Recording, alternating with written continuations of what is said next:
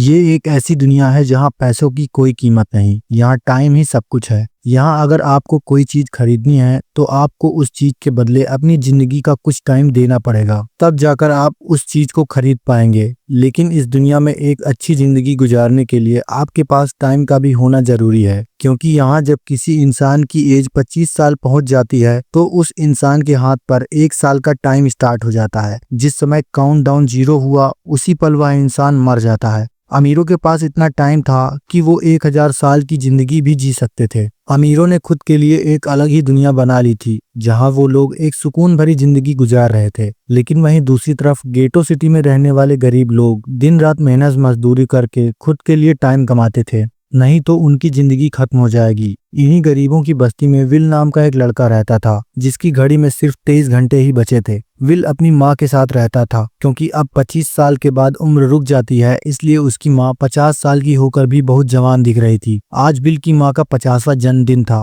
Will अपनी माँ का बर्थडे सेलिब्रेट करने के लिए पिछली रात ओवर टाइम काम करके एक शैंपियन की बॉटल खरीद लाया। ये देखकर विल की माँ बहुत खुश हो जाती है और वो विल से कहती है कि मैं अपने पोतों को देखना चाहती हूँ, तुम किसी लड़की से शादी क्यों नहीं करते। जिस पर विल कहता है इन सब चीजों के लिए टाइम किसके पास है। विल की माँ उससे कहती है कि इलेक्ट्रिसिटी बिल और बैंक से लिया हुआ लोन कल की डेट में मुझे क्लियर करना है, नहीं तो हमें फाइन भरना पड़ेगा। इसलिए अब मैं जा रही हूँ और कल रात तक सभी बिल्स और बैंक के लोन्स जमा करवा के वापस आ जाऊंगी। उसने कहा कि मेरे पास सिर्फ 3 दिन का टाइम है। इलेक्ट्रिसिटी बिल और बैंक का लोन चुकाने में मेरे पास लगभग सारा टाइम खर्च हो जाएगा, इसलिए कल शाम को तुम जरूर बस स्टॉप पर मेरा इंतजार करना, ताकि मेरा सारा टाइम खत्म होने से पहले मैं तुमसे कुछ टाइम उधार ले सकूं। इस पर विल ने कहा ठीक है, मैं टाइम पर पहुंच जाऊंगा। जाने से पहले विल की माँ विल के हाथ को छूकर उसकी बॉडी में 30 मिनट ट्रांसफर कर देती है ताकि विल अच्छा नाश्ता खरीद सके। इसके बाद दोनों अपने अपने काम पर निकल गए। रास्ते में विल के पास एक छोटी बच्ची आती है। वो विल को एक कैप्सूल देकर विल से उसका थोड़ा सा टाइम मांगती है। विल मुस्कुराते हुए उस छोटी बच्ची को कैप्सूल में अपनी जिंदगी का 5 मिनट टाइम दे देता है और वो चली जाती है। यहाँ हमें पता चलता है कि ये लोग अपने टाइम को एक कैप्सूल में स्टोर कर सकते हैं जिसे ये लोग कभी भी यूज और ट्रांसफर कर सकते हैं। इसके बाद विल काम के लिए फैक्ट्री पहुंच जाता है। काम शुरू करने से पहले वो कॉफी लेने जाता है, लेकिन वहां पर वो देखता है कि हर चीज का दाम अब डबल हो गया है। जहां पहले कॉफी 2 मिनट की मिलती थी, अब उसका प्राइस डबल होकर 4 मिनट हो चुका है। यहाँ पर कभी भी किसी चीज का भी दाम बढ़ा दिया जाता है बिना किसी अनाउंसमेंट के। ये बात विल को बहुत बुरी लगती है। मजबूरी में विल ने कॉफी के लिए अपनी जिंदगी के 4 मिनट पे किए और काम पर लग गया। दिन भर के काम के बाद रात के समय विल अपने दोस्त के साथ एक बार में जाता है। विल का दोस्त एक नंबर का शराबी था। वो हर समय शराब के नशे में डूबा रहता था। विल का दोस्त विल को इशारे में बताता है कि वो आदमी सबको फ्री में दारू पिला रहा है और उसके पास बहुत सारा टाइम है। ये सुनकर विल ने जब उस आदमी की तरफ देखा तो उसे चारों तरफ से लड़कियों ने घेरा हुआ था, और जब विल की नजर उस आदमी की घड़ी पर पड़ी तो उस आदमी के पास 116 साल का टाइम था। ये देखकर विल समझ जाता है कि ये आदमी ग्रीन एज सिटी से है, क्योंकि गेटो सिटी के लोगों के पास ज्यादा से ज्यादा 2 दिन का टाइम होता है। विल उसके पास जाता है और उसे समझाता है कि यहाँ पर तुम्हें नहीं होना चाहिए था, यहाँ चोरों का खतरा है, ये लोग तुम्हें मारकर तुमसे सारा टाइम चुरा लेंगे, इसलिए जल्दी से यहाँ से निकल जाओ। लेकिन वो आदमी विल की बातों को सीरियस नहीं लेता और उसे इग्नोर करके ड्रिंक करने लगता है। तभी उस बार में फोर्टिस नाम का एक गैंगस्टर अपने ग्रुप के साथ आ जाता है, जिसे देखकर सारे लोग बाहर भाग जाते हैं। दरअसल ये शहर के सबसे बड़े गुंडे हैं जो लोगों से जबरदस्ती टाइम चुराते हैं। विल का दोस्त विल को पकड़कर जबरदस्ती ले जाने लगा, लेकिन विल ने जाने से इनकार कर दिया और वहां से एक कोने में छुपकर सब कुछ देखने लगा। फोर्टिस उस आदमी से उसका सारा टाइम लूटने आया था। फोर्टिस उस अमीर आदमी को चैलेंज करता है कि चलो पंजा लड़ाते हैं, और जो हारेगा वो अपना सारा टाइम जीतने वाले को दे देगा। ये टाइम फाइट आर्म रेसलिंग की तरह थी, जिसमें 2 लोगों को एक दूसरे की कलाई पकड़नी होती थी। जिस भी इंसान की कलाई नीचे होती थी उसका टाइम घटने लगता था और वो टाइम उस आदमी के हाथ में ट्रांसफर होने लगता था जिसकी कलाई ऊपर होती थी। इस तरह जीतने वाला इंसान सारा टाइम उस दूसरे आदमी से अपनी बॉडी में स्टोर करके उसे मार देता था। फोर्टिस उस आदमी से कहता है कि क्या तुम इसके लिए तैयार हो। इस पर उस अमीर आदमी ने कहा कि मैंने बहुत ज्यादा ड्रिंक की हुई है, इसलिए मुझे कुछ टाइम चाहिए, उसके बाद मैं तुम्हारे चैलेंज के लिए तैयार हूँ। फोर्टिस कहता है ठीक है, ये तुम्हारी आखिरी ख्वाहिश है, जाओ मैं तुम्हें तैयार होने के लिए कुछ मिनट दे देता हूँ। फर्टिस उसके साथ अपना एक आदमी भी भेज देता है ताकि वो यहाँ से भाग न सके। वो अमीर आदमी बाथरूम में जाकर बहुत ज्यादा उल्टियां करने लग जाता है क्योंकि उसे काफी चढ़ गई थी। इसलिए अगर वो इस हालत में फोर्टिस से पंजा लड़ाता है तो उस अमीर आदमी का हारना तय था।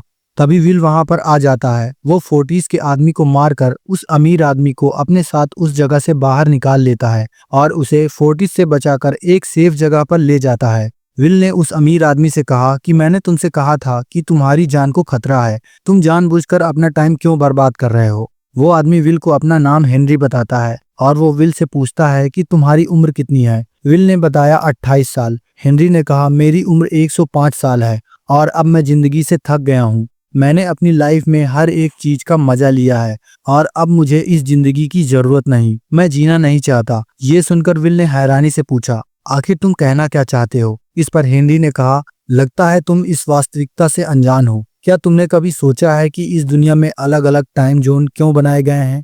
आखिर क्यों तुम्हारे टाइम जोन गेटों में किसी भी वक्त चीजों के दाम और टैक्स बढ़ा दिए जाते हैं? दरअसल महंगाई जानबूझकर बढ़ा दी जाती है ताकि गरीब लोग मरते रहें और उनकी मौतों का फायदा ग्रीनविच टाइम जोन के अमीर लोगों को होता रहे। असल में ये सारा सिस्टम उन्हीं का बनाया हुआ है। जरा सोचो, वहाँ ग्रीनविच टाइम जोन में लोगों के पास जीने के लिए हजारों साल हैं, लेकिन यहाँ गेटों में तुम लोग हर रोज जीने के लिए मेहनत मजदूरी करते रहते हो। ऐसा इसलिए है क्योंकि उन्होंने तुम्हें यह करने के लिए मजबूर किया है। वो लोग तुम लोगों को ज्यादा टाइम नहीं देना चाहते ताकि तुम लोग मजबूरी में उनके लिए काम करते रहो। वो लोग महंगाई बढ़ाकर तुम्हें ज्यादा से ज्यादा टाइम खर्च करने पर मजबूर करते हैं ताकि तुम्हारे टाइम से वो हमेशा जिंदगी जी सकें। उन्होंने अपनी जिंदगी का हर एक दिन गरीबों की मौत से इकट्ठा किया है और मैं ऐसी जिंदगी बिल्कुल भी जीना नहीं चाहता जो किसी गरीब मजबूर इंसान की मौत से मिली हो। ये सब सुनकर विल समझ गया कि हेनरी बहुत ही साफ दिल का इंसान है। हेनरी ने विल से आगे पूछा अगर तुम्हारे पास मेरे जितना टाइम होता तो तुम क्या करते? तो विल ने मुस्कुराते हुए कहा कि सबसे पहले मैं बार बार टाइम देखना छोड़ देता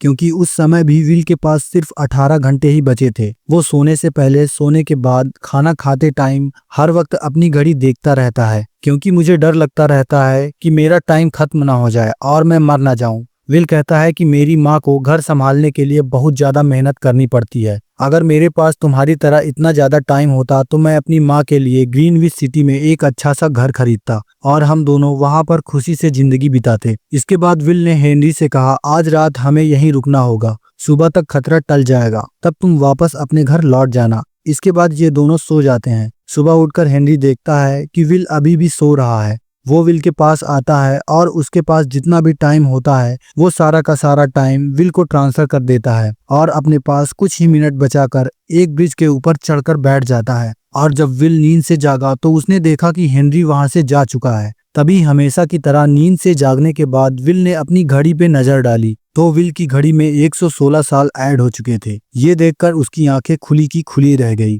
उसे लगा कि वह अभी नींद में है और सपना देख रहा है। उसी समय विल की नजर विंडो पर पड़ी जिस पर लिखा था मेरा टाइम बर्बाद मत करना। वो समझ जाता है कि हेनरी ने मुझे अपना सारा टाइम दे दिया है। तभी विल ने हेनरी को दूर एक ब्रिज के किनारे पर बैठा देखा। विल जल्दी से हेनरी की तरफ भागा लेकिन अब बहुत देर हो चुकी थी क्योंकि हेनरी के पास अब कुछ ही सेकंड्स बचे थे और थोड़ी देर बाद वो एक झटके से मरकर ब्रिज से नीचे पानी में गिर गया। विल को हेनरी की मौत का बहुत ज्यादा दुख होता है। अब विल के पास 116 साल की जिंदगी थी और वो समझ जाता है कि अगर मैं यहाँ पर रहा तो लोग समझेंगे कि हेनरी को इसी ने मारा है। विल जल्दी से अपने दोस्त के पास जाता है। विल का दोस्त विल के हाथ में इतना सारा टाइम देखकर चौंक जाता है। इसके बाद विल ने अपने दोस्त को दोस्ती की खातिर 10 साल का टाइम दिया। ये देखकर विल का दोस्त उसका दिल से शुक्रिया अदा करता है। विल कहता है कि यहाँ रहना मेरे लिए अब ठीक नहीं क्योंकि इतने ज्यादा टाइम को देखते हुए मेरा टाइम छीनने के लिए कोई भी मुझे मार सकता है और अब मैं अपनी माँ के लिए ग्रीनविच सिटी में एक अच्छा सा घर खरीद सकता हूँ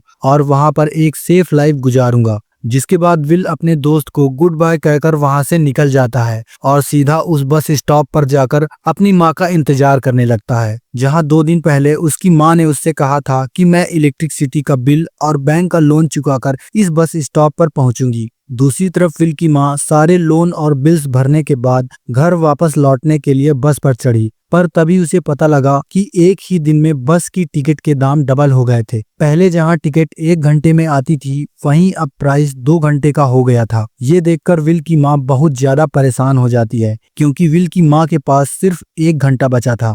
विल की माँ बस ड्राइवर से रिक्वेस्ट करती है कि अगले स्टॉप पर मेरा बेटा उसे बाकी का टाइम दे देगा, लेकिन बस ड्राइवर ने साफ इनकार कर दिया और कहा कि अगर टाइम नहीं है तो फिर पैदल ही चली जाओ। लेकिन विल की माँ को पता था कि अगला बस स्टॉप बहुत दूर है, अगर वो पैदल भी जाती है तो उसे वहां पहुंचने में 2 घंटे लगेंगे। उस समय बस में बहुत सारे यात्री सवार थे। विल की माँ ने सबसे रिक्वेस्ट की, पर किसी ने भी उनकी मदद नहीं की। इतने में ही बस वहां से चली गई। अब विल की माँ के पास ज्यादा टाइम नहीं बचा था, इसलिए वो दौड़ती हुई पैदल घर की तरफ भागने लगी। दूसरी तरफ विल अपनी माँ के लिए फूलों का गुलदस्ता लिए बस स्टॉप पर उसका इंतजार कर रहा था, क्योंकि आज उसे अपनी माँ का बर्थडे सेलिब्रेट करना था। बस जब उस स्टॉप पर पहुंची तो कई सारे पैसेंजर्स उतर गए, पर उनमें से विल की माँ नहीं उतरी। विल ये देखकर परेशान हो जाता है और उसे समझ आ गया था कि जरूर उसकी माँ किसी मुसीबत में है, और उसी समय वो अपनी माँ को ढूंढने के लिए भागा। उधर विल की माँ के पास अब कुछ ही मिनट बचे थे। वो रास्ते में आने वाली गाड़ियों और लोगों के घरों का दरवाजा पीट पीट कर उनसे थोड़ा सा समय उधार मांग रही थी, लेकिन कोई भी उसकी मदद करने को तैयार नहीं था। इधर विल जब कुछ दूर भागा तो उसे उसकी माँ दौड़ती हुई नजर आ गई। अपनी माँ को भागते हुए देख विल समझ गया कि उनके पास ज्यादा टाइम नहीं है। वो अपना हाथ आगे करके तेजी से उनकी तरफ दौड़ने लगा। उधर उसकी माँ के पास अब सिर्फ 10 सेकंड ही रह गए थे और वो भी पूरी तेजी से विल की ओर भाग रही थी। लेकिन जैसे ही वो अपने बेटे विल के पास पहुंचती है, उसका टाइम खत्म हो जाता है और वो मर जाती है। ये देखकर विल को बहुत दुख होता है, क्योंकि उसने अपनी माँ के लिए क्या कुछ नहीं सोचा था। वो चीख चीख कर रोने लगा। अगली सुबह तक हेनरी की बॉडी टाइम कीपर्स को मिल चुकी थी। ये टाइम कीपर्स वहां पर इन्वेस्टिगेशन करते हैं। आज की दुनिया में टाइम कीपर्स होते हैं जो पुलिस की तरह थे। इन टाइम कीपर्स का काम भी क्राइम को रोकना होता है। टाइम कीपर के ऑफिसर रेमंड ने उस जगह पर अच्छी तरह से जांच की, लेकिन उसे कोई भी सबूत नहीं मिला। तभी रेमंड की नजर उस ब्रिज के पास लगे सीसीटीवी कैमरे की तरफ गई। वो सीसीटीवी फुटेज चेक करने के लिए सीसीटीवी रूम के लिए निकल पड़ा। दूसरी तरफ विल समझ चुका था कि उसकी माँ की मौत के लिए ग्रीनविच शहर में रहने वाले अमीर लोग ही जिम्मेदार हैं, जिन्होंने गेटो शहर में रहने वाले लोगों को एक एक सेकंड का मोहताज बना दिया है। अब विल उनसे बदला लेने के लिए ग्रीनविच की तरफ निकल पड़ा, और यहाँ से होती है असली कहानी की शुरुआत। ग्रीनविच सिटी में एंटर होने के लिए विल को 1 साल का टाइम खर्च करना पड़ा और ग्रीनविच सिटी जा पहुंचा। वहां जब विल ने अमीर लोगों की लाइफस्टाइल देखी तो उसकी आंखें खुली की खुली रह गई। वहां लोगों के पास इतना सारा टाइम था कि वो लोग मरने का नाम तक ही भूल गए थे। यहाँ पर अमीर लोगों के बॉडीगार्ड के पास भी 100 साल से भी ज्यादा का टाइम था। ये देखकर विल गुस्से में लाल हो जाता है, क्योंकि विल जिस शहर से आया था वहां पर लोगों के पास सिर्फ 24 घंटे की जिंदगी थी। विल वहां एक महंगे होटल में रुकता है। खाना खाते समय एक बहुत ही खूबसूरत लड़की विल को देखती है, जैसे कि विल उसे पसंद आ गया हो। वहीं दूसरी तरफ रेमंड हेनरी की मौत के समय का सीसीटीवी फुटेज चेक कर रहा था। तभी उसे विल दिखाई देता है। हालांकि कैमरा ने हेनरी को ब्रिज से गिरते हुए रिकॉर्ड नहीं किया था,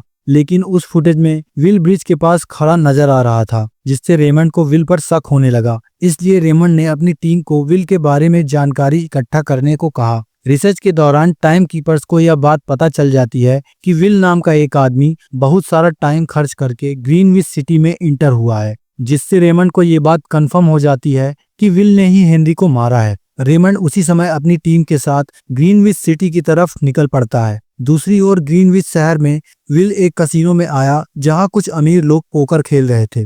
विल भी उनके साथ पोकर खेलने बैठ जाता है। एक नए आदमी को देखकर ये लोग उस पर हंसने लगते हैं, लेकिन विल गैम्बलिंग में बहुत माहिर था। आज उसके लिए अमीरों से पैसा निकालने का सबसे अच्छा मौका था। विल ने फिलिप नाम के एक रईस आदमी के साथ पोकर की बाजी खेली। फिलिप यहाँ का सबसे रईस इंसान है। उसके पास खुद का एक टाइम बैंक है जो लोगों को लोन पर टाइम देता है। फिलिप के साथ उसकी बेटी भी बैठी होती है। ये वही लड़की है जो कुछ देर पहले विल को गौर से घूर रही थी। गेम जब शुरू हो जाता है तो विल अपनी लाइफ का सारा टाइम दांव पर लगा देता है और अपनी स्किल के बदौलत वो फिलिप से 1100 साल जीत जाता है। ये देखकर फिलिप की बेटी माया विल से काफी ज्यादा इम्प्रेस हो जाती है और वो कल रात अपने घर पार्टी पर उसे इनवाइट करती है। फिर अगली शाम विल एक नई नवेली कार खरीदकर फिलिप की पार्टी में जा पहुंचा। वहां पार्टी के दौरान विल और माया डांस करने लगते हैं और माया मन ही मन विल को अपना दिल दे बैठी। वो अपने दिल की बात विल से करने ही वाली थी कि तभी टाइम कीपर रेमंड अपनी टीम के साथ वहां पहुंच जाता है।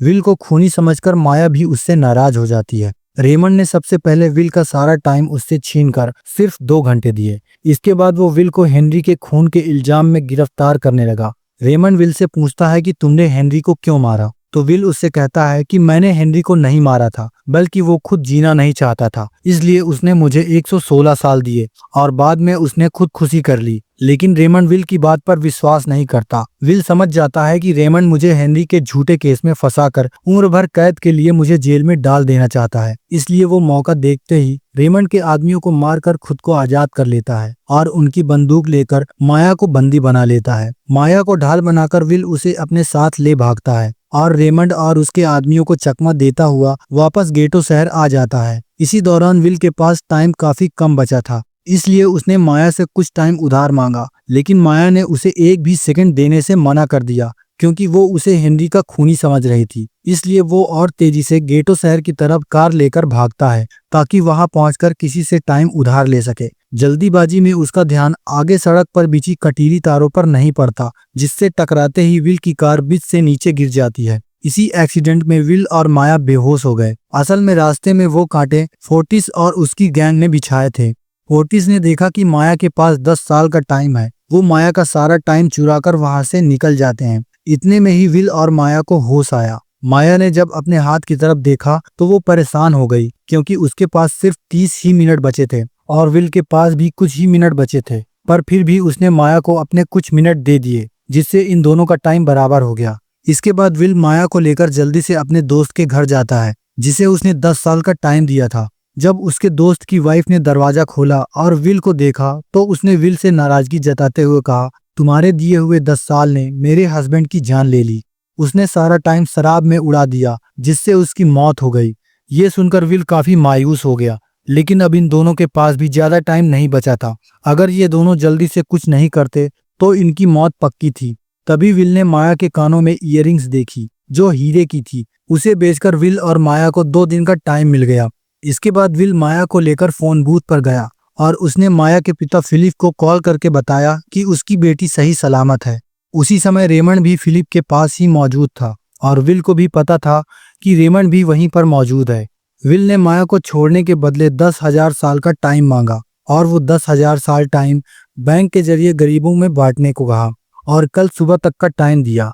हालांकि फिलिप के लिए ये रकम कुछ भी नहीं थी, लेकिन फिलिप किसी भी कीमत पर गरीबों को टाइम नहीं देना चाहता था। इधर विल माया को अपने घर ले आया, जहां पर दोनों सुबह होने का इंतजार कर रहे थे। इसी बीच माया ने विल से पूछा कि उसकी फैमिली कहाँ है। इस पर विल ने उसे बताया कि टाइम ना होने की वजह से मेरी माँ की डेथ हो गई। ये सुनकर माया को बहुत बुरा लगता है और उसे एहसास होता है कि यहाँ गरीब लोग हर पल मौत के डर में जीते हैं। उन्हें एक दिन का टाइम कमाने में कितनी मेहनत करनी पड़ती है। अगली सुबह बैंक खुलते ही विल और माया खिड़की से बैंक पर नजर रखने लगे, लेकिन बैंक ने गरीबों में टाइम नहीं बांटा। माया ये देखकर बहुत मायूस हो गई कि टाइम के आगे उसके पिता के लिए उसकी बेटी की भी कोई कीमत नहीं थी। अब माया को ये समझ आ गया था कि उसके पिता सिर्फ बिजनेसमैन ही नहीं बल्कि इस सिस्टम के हेड हैं। वो गरीब लोगों की मौत से अपनी जिंदगी के साल जमा करते हैं। माया को ऐसा मायूस देखकर विल ने उसे वापस घर भेजने का फैसला किया। वो उसे फोन बूथ पर ले गया और अपने पिता को कॉल करके अपने लिए मदद बुलाने को कहा। इसी दौरान विल माया को एक बंदूक भी देता है ताकि वो खुद की रक्षा कर सके। इधर माया फोन पर अपने पिता से बात कर ही रही थी कि तभी टाइम कीपर रेमंड चुपके से वहां आ पहुंचा और विल पर गन तान दी। रेमंड विल पर गोली चलाने ही वाला था कि तभी माया ने रेमंड को देख लिया और घबराहट में रेमंड पर गोली चला दी। ये देखकर विल रेमंड के पास आया। हालांकि वो गोली रेमंड के हाथ को छूकर निकल गई थी। रेमंड के हाथ से बहुत खून निकल रहा था। विल ने रेमंड की घड़ी देखी। रेमंड के पास सिर्फ 2 ही घंटे बचे थे। दरअसल टाइम कीपर्स के पास भी सैलरी के तौर पर हर रोज 1 ही दिन का टाइम दिया जाता था। विल समझ गया कि जब तक रेमंड के पास उसके टीम वाले पहुंचेंगे तब तक रेमंड का ज्यादा खून बहने की वजह से उसकी मौत हो जाएगी। इसलिए विल रेमंड को 2 घंटे का टाइम देते हुए रेमंड की कार लेकर वहां से निकल गया। रेमंड को गोली मारकर अब माया भी क्राइम लिस्ट में आ चुकी थी। हालांकि विल ने माया से कहा कि वो अभी इन सब चीजों से निकल सकती है, लेकिन ग्रीनविच सिटी में माया की जिंदगी पिंजरे में कैद पंछी की तरह थी। उसके पिता फिलिप ने उस पर बहुत सारी पाबंदियां लगा दी थी, लेकिन यहाँ आकर उसे आजादी का एहसास हो रहा था, क्योंकि यहाँ वो अपनी मर्जी की मालिक थी। और माया समझ जाती है कि यहाँ पर लोगों के साथ गलत हो रहा है, और अब वो भी गरीबों का हक दिलाने के लिए विल के साथ थी। विल और माया ने मिलकर अमीरों को लूटना शुरू कर दिया। माया, जो कि ग्रीनविच सिटी की चप्पे चप्पे से वाकिफ थी, इसलिए इन दोनों ने प्लान बनाया कि वो ग्रीनविच सिटी के बैंक से टाइम कैप्सूल चुराएंगे और उनको गरीबों में बांट देंगे। माया ने सबसे पहले अपने पिता फिलिप के कई सारे बैंक में डाका डाला, क्योंकि फिलिप ने गरीबों की मौत से वह सारा टाइम इकट्ठा किया था। इन दोनों ने तिजोरी से सभी टाइम कैप्सूल एक बैग में पैक करके वहां से निकल गए और उन्हें गरीबों में बांटने लगे। इतनी बड़ी चोरी करने के बाद अब सरकार भी इन दोनों से तंग आ चुकी थी, इसलिए सरकार ने इन दोनों के सर पर 10 साल का टाइम इनाम रख दिया। ये खबर सुनते ही गैंगस्टर फोर्टीज अब इन दोनों को कुत्ते की तरह ढूंढने लगा, लेकिन विल और माया हर रोज अपना ठिकाना बदलते रहते थे, जिससे वो किसी के हाथ नहीं आते थे। एक दिन ये दोनों एक होटल में छुपे थे। इनके पास टाइम की कमी तो थी नहीं, इसलिए इन्होंने पूरे होटल को ही बुक कर लिया था। फोर्टीज इन दोनों की तलाश में उस होटल के बाहर आ पहुंचा। वहां उसने कुछ लोगों को पकड़कर उनसे विल और माया के बारे में पूछने लगा, लेकिन उन लोगों पर विल और माया के बहुत सारे एहसान थे, इसलिए ये लोग मरने के लिए तैयार थे, लेकिन विल और माया का पता बताने के लिए तैयार नहीं थे। लेकिन जब फोर्टीज ने उन लोगों पर बहुत ज्यादा जोर और जबरदस्ती की, तो उनमें से एक बंदा मौत के डर से फोर्टीज को उस होटल के बारे में बता देता है जहां विल और माया छुपे हुए थे, जिसके बाद फोर्टीज तुरंत ही अपने गैंग के साथ वहां पर पहुंच जाता है और इन दोनों को पकड़ लेता है। अब विल और माया का उनसे बच पाना नामुमकिन हो गया था। फोर्टीज ने विल को एक टेबल पर बिठा दिया और उसे टाइम फाइट के लिए चैलेंज किया। विल समझ गया कि अगर मैंने चैलेंज से इनकार भी किया फिर भी ये लोग मुझे मार देंगे, इसलिए क्यों ना आज इनके साथ पंजा आजमाया जाए। फोर्टीज और विल ने एक दूसरे की कलाई पकड़ ली और मौत का खेल शुरू हुआ। फोर्टीज माहिर खिलाड़ी था। उसने शुरुआत में ही विल का हाथ नीचे कर दिया था, जिससे विल का टाइम तेजी से फोर्टीज में ट्रांसफर होने लगा। लेकिन विल बिल्कुल भी जोर नहीं लगा रहा था, जैसे कि वो जानबूझकर हार रहा हो। पर जैसे ही विल के पास अपनी लाइफ के 3-4 सेकंड बचे, तभी विल ने अपनी पावर दिखाई और एक ही झटके में फोर्टीज का हाथ नीचे कर दिया। फोर्टीज की आंखें खुली की खुली रह गईं। वो पूरा जोर लगाकर अपना हाथ ऊपर करने की कोशिश कर रहा था, लेकिन विल की ताकत के आगे वो ढीला पड़ चुका था। ये देखकर फोर्टीज के आदमियों का ध्यान फोर्टीज की घड़ी पर आ गया, क्योंकि अब उनका बॉस मरने वाला था। इतने में ही मौका पाकर विल ने अपने जूते से गन निकाली और पलक झपकते ही फोर्टीज के सारे आदमियों को शूट कर दिया, क्योंकि अगर वो ऐसा नहीं करता तो वो सब लोग उसे मार देते। इसी के साथ फोर्टीज का टाइम भी 0 हो गया और वो भी मारा गया। विल और माया जल्दी से वहां से भाग निकले। इसी दौरान उन्होंने देखा कि अमीरों ने सारा खेल ही पलट दिया। विल और माया ने गरीबों में जितना टाइम बांटा था उसकी कीमत अब कुछ भी नहीं थी, क्योंकि अमीरों ने महंगाई के दर को कई गुना बढ़ा दिया था। ये देखकर विल हारा हुआ महसूस करने लगा और उसे लगा कि मैं कभी इन गरीबों को उनका हक नहीं दिला पाऊंगा। उसने माया से कहा, अब सब कुछ खत्म हो चुका है, क्योंकि अगर वो लोगों में हजारों साल भी बांट देते हैं तो भी अमीर लोग महंगाई को इतना ज्यादा बढ़ा देंगे जिससे लोगों की हालत कभी नहीं सुधर पाएगी। माया ने कहा, कोई तो रास्ता होगा। इस पर विल ने कहा, हमें लाखों साल चुरा कर इन लोगों को देने होंगे, तब जाकर हम लोगों की महंगाई को कंट्रोल कर सकते हैं। हालांकि ये इतना आसान नहीं था, पर माया ने इसके लिए एक प्लान सोच रखा था। अगली ही सुबह जब फिलिप अपने बॉडीगार्ड के साथ ऑफिस पहुंचता है, तभी माया वहां आई और उसने अपने पिता से कहा कि वो सरेंडर करना चाहती है। तभी सारे गार्ड्स ने माया पर गन तान दी, लेकिन तभी पीछे से गार्ड के भेष में छिपा विल वहां आ पहुंचता है। उसने फिलिप के सर पर गन रखी और उसके जरिए लॉकर का दरवाजा खुलवाया। विल और माया ने फिलिप के लॉकर से एक टाइम कैप्सूल चुरा लिया, जिसमें 10 लाख साल का टाइम मौजूद था। इस टाइम कैप्सूल का एक एक साल गरीबों की मौत से ही आया था। विल और माया वो टाइम कैप्सूल लेकर वहां से भाग जाते हैं। उधर रेमंड को जब यह बात पता चलती है तो वो फौरन विल और माया के पीछे लग जाता है। जब रेमंड ने अपने हाथ पर घड़ी को देखा तो उसके पास सिर्फ 1 घंटे का टाइम बचा था। वो हेडक्वार्टर कॉल करके कहता है कि मुझे मेरी सैलरी कैप्सूल में भेज दो, मेरे पास टाइम कम है। लेकिन इससे पहले कि वो अपनी बॉडी में कैप्सूल से टाइम ट्रांसफर कर पाता, उसे विल की कार दिख जाती है और वो कैप्सूल से अपनी बॉडी में बिना टाइम ट्रांसफर किए उनके पीछे लग जाता है, क्योंकि अगर वो 10 लाख साल गरीबों को मिल गए तो गेटो टाइम जोन का हर एक इंसान अमर हो जाता और अमीरों का बनाया पूरा सिस्टम तहस नहस हो जाता। रेमंड ने विल और माया को पकड़ने के लिए अपनी पूरी जान लगा दी, लेकिन वो उन्हें रोक नहीं पाया। विल और माया रेमंड को चकमा देकर गेटो शहर जा पहुंचे और वो टाइम कैप्सूल एक बच्ची के हाथों में सौंप दिया। उन्हें पता था कि रेमंड सीधे हमारे पीछे गेटो शहर आ जाएगा, इसलिए उन्होंने इस जगह को छोड़कर एक सुनसान जगह पर चले गए। उधर उन्होंने गेटो शहर के लोगों में लाखों साल बांटकर उन्हें अमर कर दिया था, लेकिन खुद इन दोनों के पास बहुत ही कम टाइम बचा था। बदकिस्मती से उसी समय रेमंड ने उन्हें पकड़ लिया। रेमंड ने विल को धमकी देते हुए कहा, अगर तुम्हें अपनी जान प्यारी है तो चुराया हुआ सारा टाइम वापस कर दो। तब विल ने उसे अपनी घड़ी का समय दिखाया।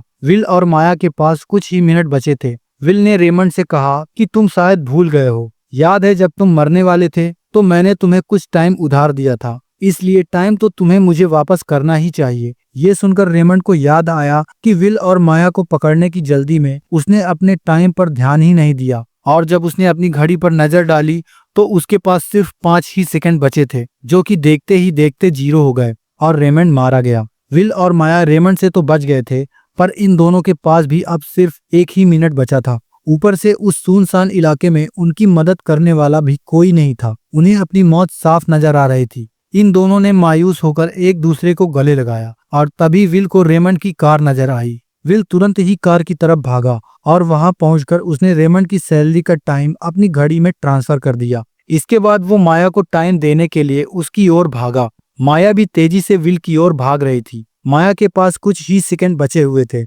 ये बिल्कुल उसी पल का टाइम था जिस तरह विल ने अपनी माँ को खोया था। विल ने अपनी माँ को तो खो दिया था, पर वो माया को खोना नहीं चाहता था। विल माया के बिल्कुल ही करीब था, पर तभी माया विल की बाहों में गिर पड़ती है। किस्मत से विल ने सही समय पर माया का हाथ पकड़ लिया था, जिससे उसकी जान बच गई। विल और माया की बदौलत अब शहर के सारे लोग अमर हो चुके थे और उन्हें 1-1 घंटे कमाने के लिए फैक्ट्रीज में काम करने की जरूरत नहीं थी, और वो सभी अपने सपनों को पूरा करने के लिए ग्रीन एज शहर की ओर निकल पड़े, जिससे अमीरों का बनाया हुआ सारा सिस्टम फेल हो गया। और इसी के साथ ये मूवी यहीं समाप्त हो जाती है। तो आपको ये वीडियो कैसा लगा हमें कमेंट करके जरूर बताएं और हमारे चैनल को जरूर सब्सक्राइब कर लें।